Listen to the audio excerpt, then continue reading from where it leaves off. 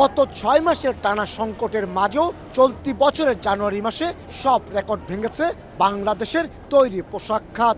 BGMEA এর তথ্য অনুযায়ী জানুয়ারি মাসে ঢাকা জোন 30% প্রবৃদ্ধি হিসেবে 2.96 বিলিয়ন মার্কিন ডলারের পণ্য অর্ডার পেয়েছে, আর চট্টগ্রাম জোন 45.72% প্রবৃদ্ধি হিসেবে অর্ডার পেয়েছে 191 মিলিয়ন মার্কিন ডলারের। জানুয়ারির 20 তারিখ থেকে যখন আপনার চাইনিজ হলিডে শুরু হয়ে যায়, এর আগে কিন্তু চায়না থেকে মালগুলো এক্সপোর্ট করাই নিয়ে আসতে হয়। ইনহাউস করার কারণে অর্ডারগুলো আর্লি কিন্তু আপনার বুকিং হয়ে যায়, যার ধরুন আমাদের এই অর্ডারটুকু বেশি দেখা যাচ্ছে।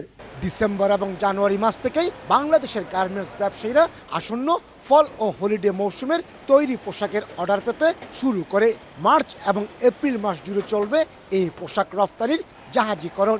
এর মাঝে যুক্তরাষ্ট্রের ট্রাম্প প্রশাসন চীনের তৈরি পণ্যের উপর 10% হারে শুল্ক আরোপ করেছে। এই অবস্থায় চীনের শুল্ক জটিলতা এড়াতে বিদেশি বায়াররা এখন বাংলাদেশমুখী হয়েছেন বলে মনে করছেন গার্মেন্টস ব্যবসায়ীরা।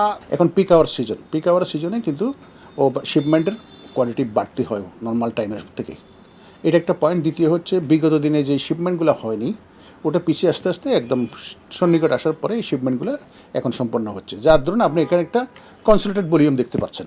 বিজিএমইএ এর মতো বিকেএমইএ এর আওতাধীন প্রতিষ্ঠানগুলোতে এসেছে রেকর্ড পরিমাণ অর্ডার।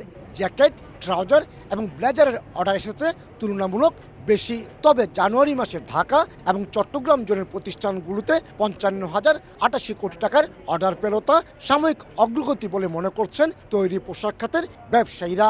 এই অগ্রগতি ধরে রাখতে বেশ কিছু নীতিগত সিদ্ধান্ত পরিবর্তনের মত তাদের। কাস্টমাররা চায়নার অল্টারনেটিভ খোঁজা আরও আগে থেকে শুরু করেছে, এখন আরও এই জিনিসটাকে আরেকটু ত্বরান্বিত করার চেষ্টা করছে।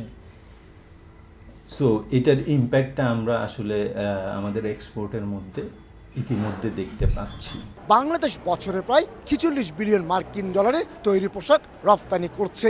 এর মধ্যে ইউরোপ এবং আমেরিকা হলো বাংলাদেশের তৈরি পোশাকের সবচেয়ে বড় বাজার। বাংলাদেশের রপ্তানি আয়ের অন্যতম খাত এই তৈরি পোশাক শিল্প, যেমন সাম্প্রতিক সময়ে শ্রমিক অসন্তোষ সহ নানা জটিলতায় পড়েছিল, ঠিক তেমনি তার থেকে উত্তরণের পথও খুঁজে পেয়েছে।